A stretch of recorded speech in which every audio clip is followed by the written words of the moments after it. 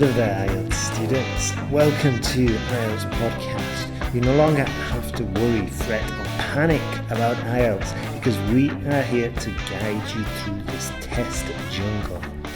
Enjoy these IELTS tutorials, and if you need more help or want to access the famous online course, you can visit us at IELTSPodcast.com. Hi IELTS students. This is Daphne. Welcome to the latest in our series of podcasts about vocabulary. So this vocab tutorial will be focusing on vocab to do with fitness and health and staying well and looking after yourself. And we all know how important that is these days. We all know what a frequent topic health is in general in the IELTS speaking and also in the IELTS writing part 2. The task 2 is quite often connected to public health issues, maybe to do with is sport important, or is it important to have publicity campaigns about not smoking? So a wide range of vocabulary is always needed. Remember, the vocab is quite a key part of this exam in the speaking section and in the writing section as well. I've got a few questions for you to start off with. How do you feel about sport? Are you a fitness fanatic? Are you addicted to sport? Or maybe do you have good intentions about taking up a sport but never quite get around to it? There's a lot of people like that out there. What kind of diet do you eat? Are you vegetarian? Are you vegan maybe? Have you made some recent changes to your diet? Are you on a diet at the moment maybe? These are all really important things that we often need to talk about in IELTS and in general in English. So this is really useful if you're at the beginning of your preparation or if you're getting near to your exam.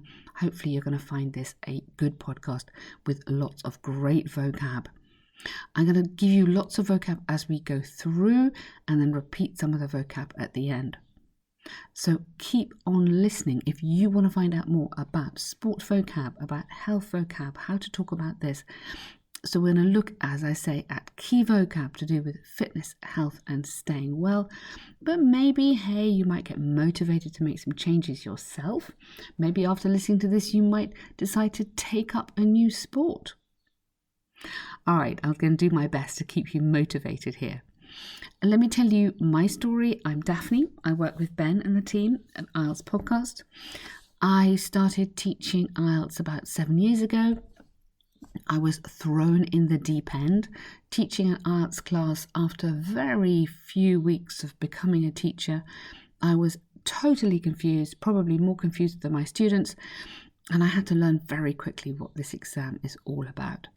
So the key components for me where you can score good high marks really quite easily is on the grammar. So you need to have a very strong foundation on grammar for IELTS writing and for the speaking structures as well, and also on vocabulary.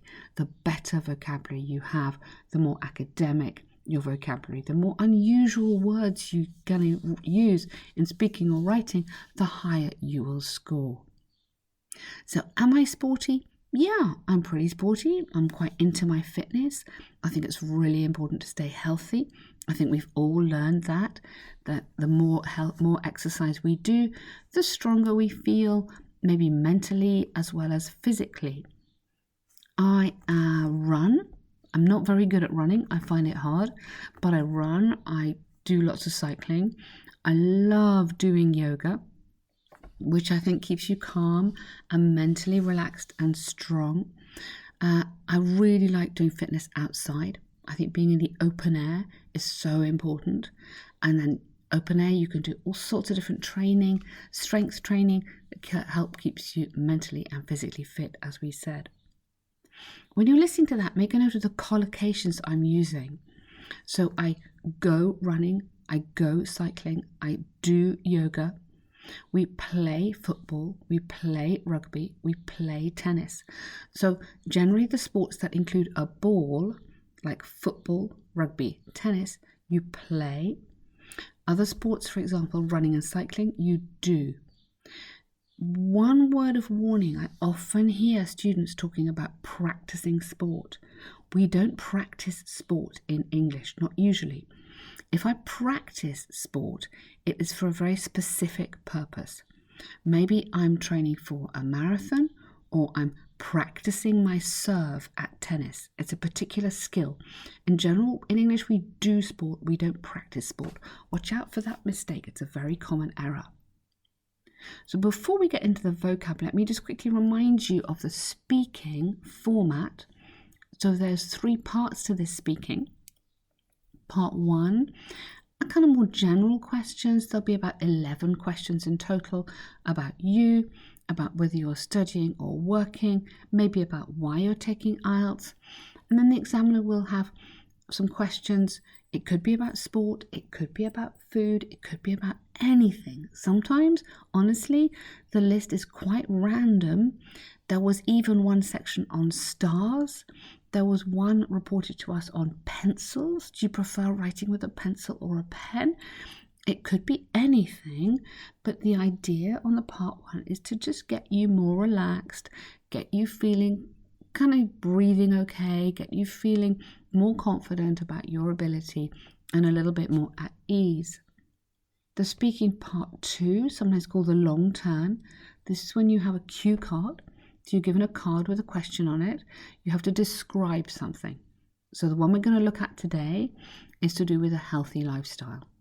So you have to describe something or explain something, and you're given little prompts. You'll listen, keep listening, and I'll tell you what it's like. And you have to then, a minute to prepare, and then you have 2 minutes to keep speaking.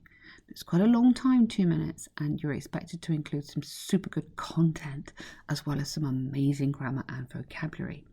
So we'll look at that a bit later. Then in the part 3, there are some follow-up questions. So generally connected to the topic of the part 2. So for example, if we've talked, ours is going to be about health, there are going to be questions about health or fitness or taking responsibility for your own health, or maybe a health crisis, something like that. So it's very important, as we keep on saying, to have this wide range of vocabulary. You must make sure you don't repeat the same words the whole time. We're looking for synonyms. So when the examiner's marking your vocabulary speaking, what they're going to be doing is looking at 4 sections. Vocabulary section, the grammar section, so grammatical range, how many lovely grammatically correct expressions are you including in your speaking. Also going to be looking at the fluency and accuracy. Do you keep going? Do you keep on stopping? Are you pausing, thinking of a word or trying to think of a word, which is really hard? So the fluency and the accuracy, and of course, most important, your pronunciation. So your pronunciation, you have to be really clear. Doesn't matter if you have a British English accent or an American English accent, you have to be very clear on the words you're saying. So I'm going to try and make this as clear as I can for you today. It can be like a listening exercise as well, can't it? So here we go. We're going to be talking about vocabulary to do with health and fitness and a healthy lifestyle. What I strongly suggest you do, same as always, get a pen and paper. Yep, good old-fashioned pen and paper. Make a note of any new vocabulary. The connection, by the way, between your brain and the pen is really, really important. It is much better to do this than do it on the computer. How are you going to use the vocab? How are you going to learn it? You're going to use it in your speech. Find a colleague at work, find a friend, find anybody. It's a great topic. Ask them what they do to keep fit. Ask them if they think they have a healthy lifestyle. Recycle, we say, recycle some of this vocabulary. Use it in context. And then you'll find it much easier to use in your speaking and also, of course, in your writing. So here we go. There are going to be some vocab words, and there's some definitions that will go with the notes, so you can check those if you are unfamiliar with them. So the speaking part 1 style questions. Let's have a look at this. Examiner. In what ways do you try to stay healthy? I try to have a balanced diet as often as I can, which means including plenty of fresh fruit and vegetables. And I also try to exercise regularly, either running or going for a bike ride. But I admit that with all my studies at the moment, I'm not always as conscientious about my health as I should be. So let's just look at some of the lovely phrases included in that short answer. So that's speaking part 1, quite a short answer there. The student uses the phrase, a balanced diet, and then explains what that means. They say which means including plenty of fresh fruit and vegetables, so a balanced diet. I also try to exercise regularly, so those words go very nicely together, exercise and regularly. Giving an example, either running or going for a bike ride. Then concession, but I admit, with all my studies at the moment, I'm not always as conscientious about my health. Conscientious, that means taking it seriously, being regular on your exercise, doing it as seriously possibly as you should. Another question here. Do you and your friends eat much junk food? I like to say no, as I'm aware of how important it is to be healthy, and obviously junk foods contain large amounts of salt and sugar to make it flavoursome and appealing to taste. However, as a student, I'm often tempted by a quick and convenient takeaway, and in recent times, it's been really useful to have ready meals delivered without having to leave home. So, do you eat much junk food? Could you give a lovely answer like that? So I like to say no, as I'm aware of. So watch out there. To be aware of something, that preposition has to go with aware of how important it is to be healthy, and obviously junk food. You could even say, for example, burgers contain large amounts of salt and sugar to make it flavoursome and appealing to taste. However, contrast idea, as a student I'm often tempted by a quick and convenient takeaway. And in recent times it's been useful to have ready meals delivered without and a participle having to leave home. So even in a very short answer like that, there's some great grammar, there's some super good vocab. So already this student will be scoring high marks. The examiners lots of points here. What part of your lifestyle would you most like to make healthier? That's a hard question. Every year I make a resolution, like a promise, a resolution to do more exercise, to adopt healthier eating habits. So healthier, comparative adjective there, and go to bed earlier in order to be more effective and productive at work. But when I study, this is much easier said than done. So it's easier said than done. I want to be healthy, I want to go to bed early and be productive, but it's not always easy as it sounds. I've recently taken up ballroom dancing with some colleagues from work, and this has given us the opportunity to keep fit, learn new skillful dance techniques, and have lots of fun simultaneously. I'd love to be as good as the dancers on Strictly Come Dancing, which is a very popular TV show. So that's a nice answer with a very good example in there. How would you make your lifestyle healthier? So the student is addressing two things. One, eating, maybe better eating habits, and two, some kind of sport. Here, quite an unusual activity. Maybe some people wouldn't say it's sport like running or cycling, but it's ballroom dancing, so quite unusual. But the opportunity to keep fit, learn skillful dance techniques, and have fun simultaneously or at the same time. So really good full answers there for the part 1. To the part 2, speaking. So have a look at this question and then maybe pause, maybe write some notes on how you would answer it, and then you can compare that to the answer I'm going to give you in a minute. So, describe a change you have made to benefit your own healthy lifestyle. You should say what it is, why you decided to do it, how you've benefited from it, and explain why you would recommend it to others. Now, really important things when you have that cue card given to you, and I know you're going to be feeling nervous and it's a stressful situation, but look at it carefully. Describe a change you have made. So this is something you started in the past. Probably you're still hopefully doing it. It's not what would you do in the future, it's what you have done. So you're going to say what it is, why you decided to do it, so past tense there, how you've benefited from it, probably present perfect there, started and maybe unfinished, and explain why you would recommend it to others. So there you're going to go into more of a conditional structure. To always just take a note to think of the grammar you're going to be using, the tenses you're going to be using. And that key word, describe a change you've made. So as soon as we think of describing in English, we're looking at using great adjectives and great vocab. You have a minute to prepare, maybe pause, maybe prepare. Write down something to organise your structure of those different sections. Write down some vocab you want to use for each section. That will help you keep on track, that will help you keep organised, that will make sure you're using amazing vocab. So here's a model answer. I've always been interested in health, diet and nutrition, as I'm aware that it's extremely important to function successfully, sleep well and prevent illness. I've been tempted by diets over the years, but my determination usually fluctuates quite a lot, and they can be pretty boring as well as rigorous. However, recently one of my flatmates adopted a vegan diet, and because we share a kitchen, I decided to be as broad-minded as possible and learn from her. There have been many articles in the media recently about how unhealthy it is to eat too much meat, especially red meat and processed meat. I was already fairly healthy and ate a balanced diet, but when I decided to read about veganism and the potential benefits of eating less meat, I was hooked and determined to make some changes myself.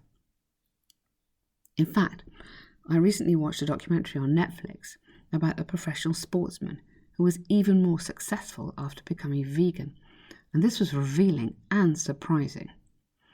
As I had imagined, he would have needed a vast quantity of meat to be strong.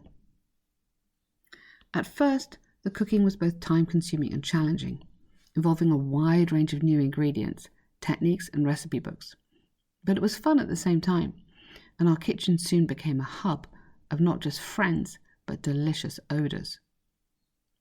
After a few months, I decided to keep going with this new diet, and whilst I do occasionally miss not enjoying a large steak, I feel healthier, lost weight, feel energised, and much more alert at work. I know too that I've cut down my risk of serious disease, such as stroke or heart attack, and this is reassuring. I would definitely recommend cutting down on red meat and processed foods to all my friends, even those who are rather sceptical about vegans and argue this diet is too complicated and limited. We all know the overproduction of meat is damaging to the environment, and as an added bonus, being partly vegan has definitely saved me money, as the price of meat has risen steadily in the past few years. So you can hear that a very detailed, very complete answer. The question was, describe a change you've made to benefit your own healthy lifestyle.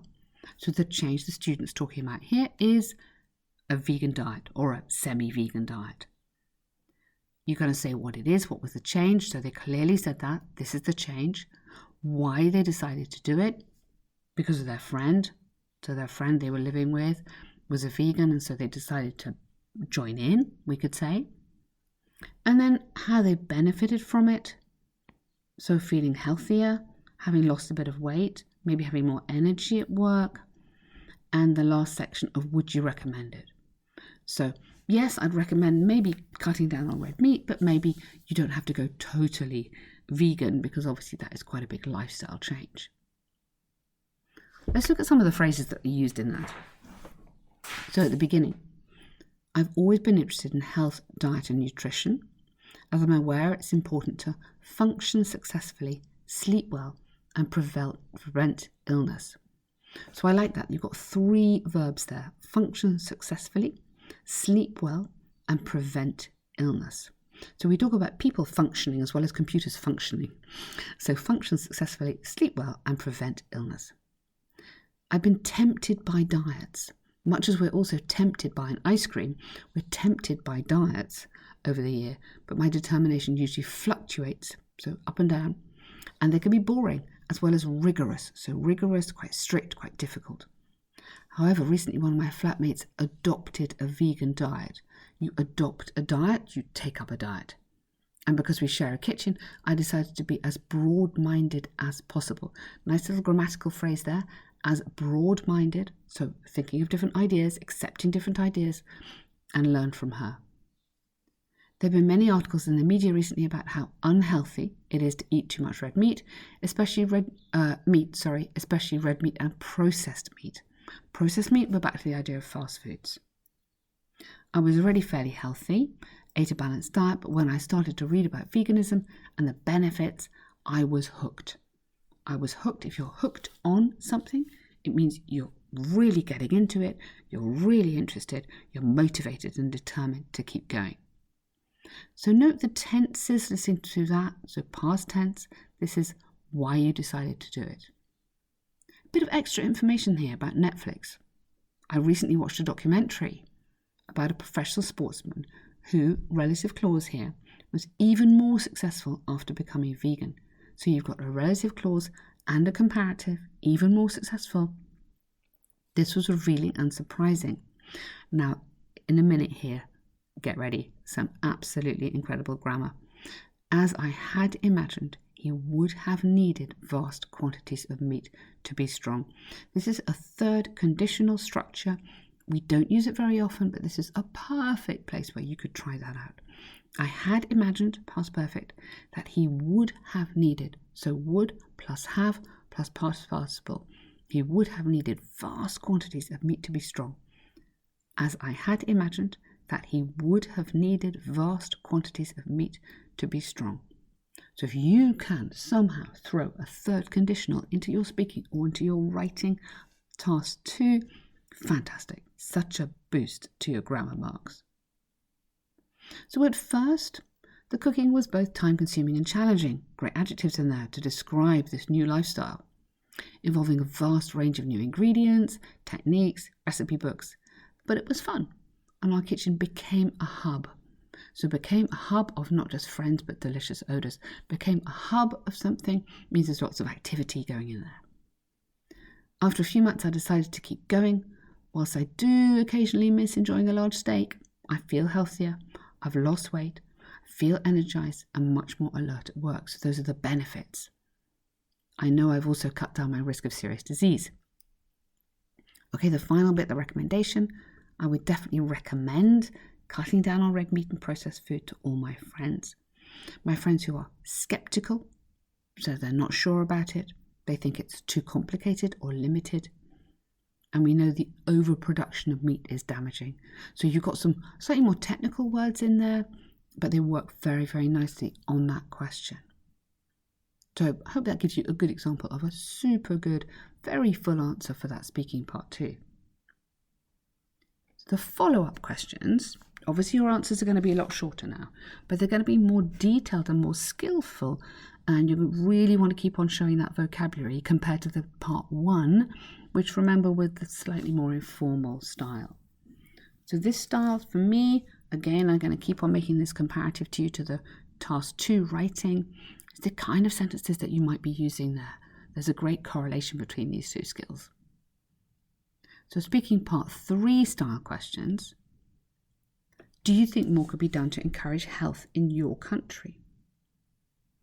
It's well known that in my country, more could be done to encourage it's well known that in my country that policymakers have introduced more initiatives and implemented stricter policies when it comes to activities that affect people's health. Policymakers have introduced more initiatives, that's a new policy maybe, and implemented stricter policies. We implement a policy, great vocab, when it comes to activities that affect people's health.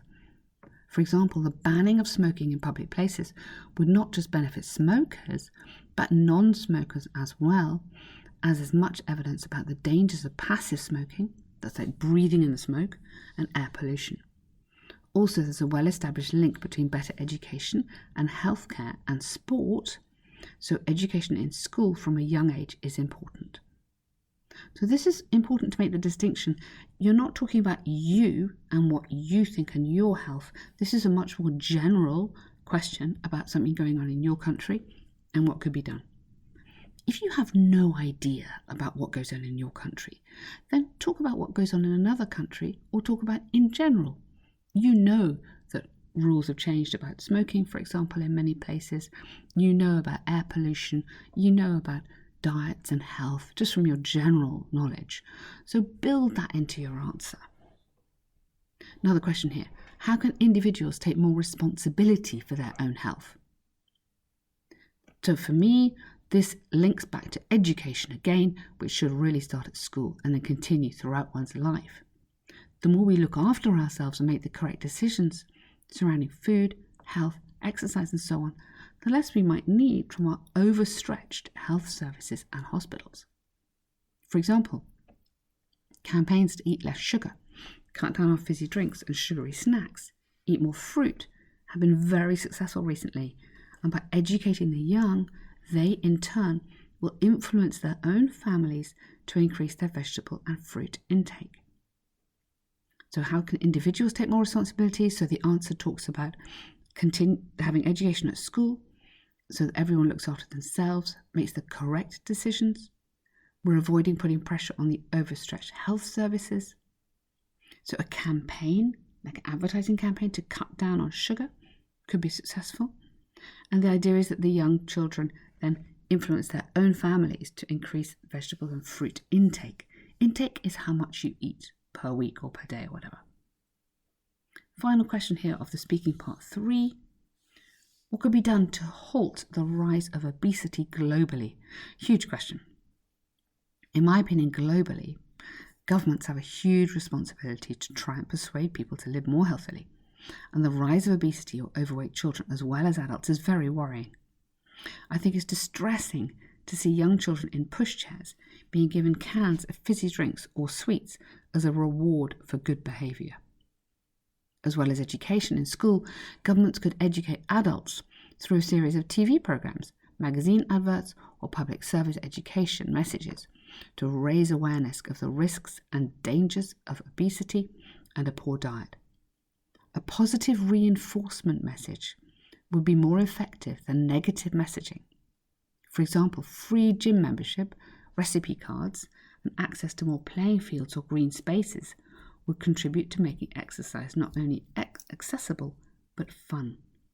So that's a long answer, probably a little bit too long, but some really nice ideas in there, talking about how you could educate the adults through TV programs, public service education messages to raise awareness about the risks and dangers of obesity. A positive reinforcement message. Positive reinforcement, giving a positive message to encourage people to do things rather than a negative message. If you do that, that will happen. So a good message rather than a negative, more threatening message. So some really good detailed answers for those part 3s. Hopefully they've been useful for you to practice, make it more worthwhile, make it more interactive, this podcast. Rewind a bit, write down those questions, write down your answers. Ask your friends those answers. Get somebody to ask you those questions. See what you would do, then compare them, even see if you can include some of the vocab like we have there. So just to end with, let me run you through again some of that vocab that we had there today. Here's a few highlights. We talked about a balanced diet. We talked about being conscientious about your health. We talked about takeaways being flavoursome, appealing, and convenient. We talked about being more productive at work if you are healthier. Functioning successfully.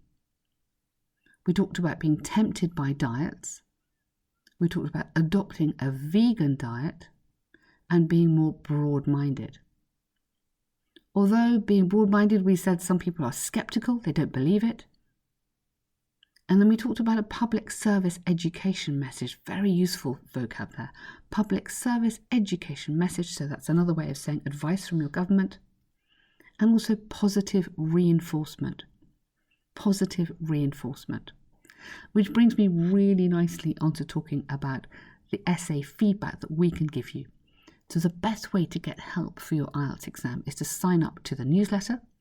The newsletter, which Ben puts out frequently, will tell you all about the special offers we have on essay corrections and essay feedback, as well as details as to our famous Jump to Band 7 or its free course. We are so confident on being able to help you with your writing. If you score Band 6.5 and you can show us that certificate, we can help you score Band 7. And if you don't get that, we will offer you a guarantee. So we're really, really confident that what we can do with the feedback we give you, we will help you to improve. This is positive reinforcement. We want to find out what's great in your essays, and we're going to really help you identify what's not so great and how you can improve. So our whole thing is absolutely positive reinforcement. Send us a sample essay. Check out on the website the special offers we've got on those essays. Send us a sample essay. We will give you feedback, show you how to improve. This is the best way, the only way to succeed in your IELTS. So I'm Daphne. This is IELTSPodcast.com. Thank you so much for listening. I hope you feel inspired to be more healthy and take up some sport maybe.